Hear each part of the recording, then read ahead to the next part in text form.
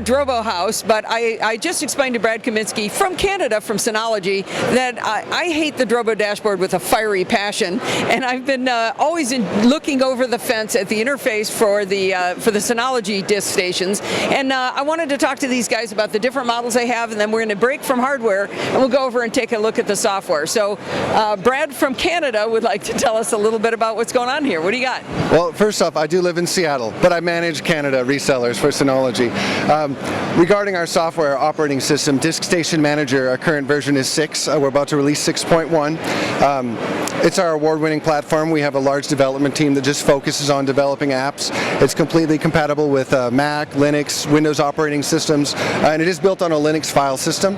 One of the nicest things about it, in addition to all the apps that we create, is that it's non-proprietary. So any disks stored in our devices can actually be accessed from any Linux machine. Okay, that's cool. So let's talk about these 3 different model levels. What we have, we've got this first one. What is this? Yeah, this is the J series. We have a single and a 2-bay model. Personally, I prefer the 2-bay because you're always going to have 2 drives that are redundant in case one were to fail. It's one of the benefits of network attached storage in general. But these are great for home users, people that are looking to store items at home, like a media library or just their personal files. Really great entry-level boxes just to get into network attached storage. Now, when you say entry-level and you're talking NAS, that's usually costs a fortune. What does the 2-bay disk station cost? Oh, I believe it's around $169. All right, and that's Canadian or U.S. dollars? U.S. dollars, yes. All right, now let's move up to the higher level here. This is the DS916, and you explained that the first digit is how many bays it can expand to, and the second 2 digits are the year. So the 2016 model, it's got a 9 at the beginning. What does that mean? That means that while this device does have actually 4 bays, internally it can be expanded up to 9 with a 5-bay expansion module. So that's kind of nice, so you don't end up with multiple things laying around. You've just added a secondary piece? Exactly. You don't have to purchase multiple brains, you just add more drive storage, and it can use this processor to run it. Now, if you only need 4 bays, you also have a 4-bay model as well that doesn't have the expansion, is that correct? Yeah, the DS416 is a great option, and there's a couple variations. The DS416 Play is one that you should be aware of that has extra hardware for video transcoding. So people that are trying to do like a movie library, that they want the transcoding horsepower, the 416 Play is a fantastic choice. Okay, and how much does that one run, do you know? I think it's under $500. Okay, that's for NAS storage, that's pretty, wait, that's redundant, is it? For NAS, that's actually pretty reasonably priced. I like it. All right, so we're going to take a break from the hardware real quick. We're going to run over and take a look at the software.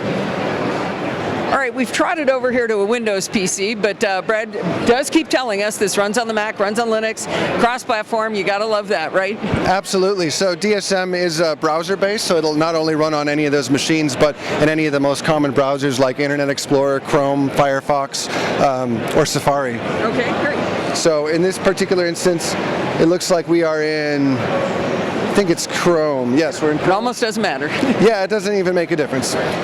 This is our DSM operating system. If you've used any operating systems in the past 20 years, it should be instantly accessible to you. There's a couple main functions. Control panel is going to be where you're going to change any of the basic settings on the NAS, from network settings, creating user accounts, limiting user access, to adjusting things like power notifications, automatic restart after a power failure you can enable through here, as well as adjusting things like your theme and creating like user groups and all sorts of things. So for those who are just listening to the podcast, this is a very beautiful icon-based system. I should ask you, is this accessible with screen readers? That's a good question. I've never tried, but we do support a ton of different languages. I think we have over 30 different languages we support. And okay, so well, I can check on that later. But since this is browser-based, as long as the word user really says user, we're probably going to be okay. But we'll go ahead and check that. I mean, you can definitely zoom in through your browser, and everything will actually resize, so it is friendly to scaling. That's for low vision. That's pretty good. Okay, so that's the control panel. So control panel is one part. Next thing would be storage manager. And and this is where you will modify or manage your volumes. So you can go through and create different RAID volumes, configure RAID types, set up hard drive groups, manage your hard drive health. Let me stop you for a second. Beforehand, we were talking about the fact that you don't use a proprietary system. What exactly? So our devices all support RAID 0, RAID 1, RAID 5, 6, and 10, assuming they have enough bays to support all those types. Obviously, a 2-bay can never do RAID 5, but and we also have Synology Hybrid RAID, which is a RAID system that we've created that allows you to take advantage of disks of different sizes and actually use all the usable space. It's a standard RAID. If you put in 3 terabyte and 1 4 terabyte, you don't get all of that 4 terabytes, right? You'll be wasting some of that space. So but you don't really have a proprietary system in that what you created.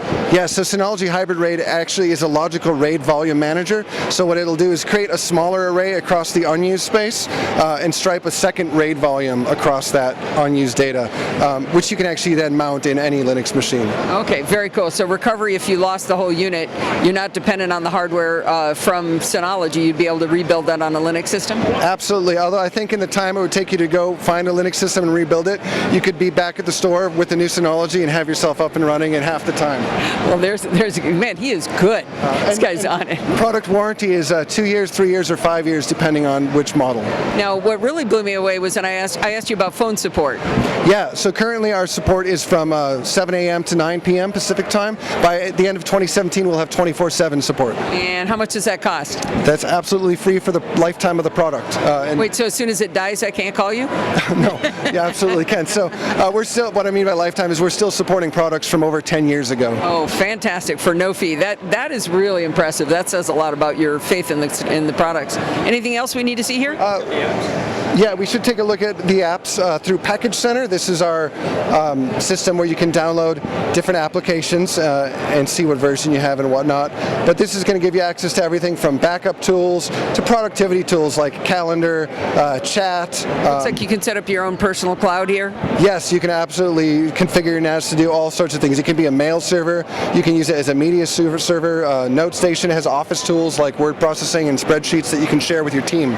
Oh, that's one. VPN tool, I think, and a media server. I think it was under V. Yep. Yep. And actually, this could get bigger here. So we're looking down at the bottom. This again is very icon based, and we're able to see the different applications. Apache web server. There you go. There's over 100 apps, and we do support third-party applications. So our platform is open to development for third parties. Oh, that's fantastic. I can't think of any other questions asked. This looks like it's pretty cool, and thank you for taking some time with us today. Thank you very much. Oh yeah, what's your website? It's www.synology.com. You want to spell that? Synology. All right, he passed the final test.